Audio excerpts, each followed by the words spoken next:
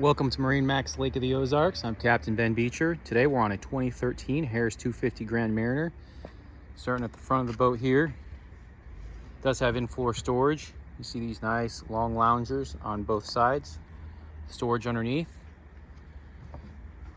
Over here to port, you have a lounger. And then your helm station here. You got storage under your helm. It says Mercury DTS, digital throttle and shift, as well as power assist steering.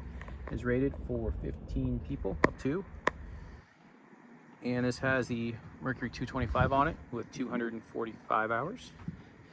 Low hour boat. Back here you have your rear facing loungers with safety rail in the back, so good place to ride while you're cruising down the lake. And then back here in the platform, he had them C-deck that so it wouldn't be so slippery as the standard vinyl flooring came back there. So anyway, great boat, low hours, great condition.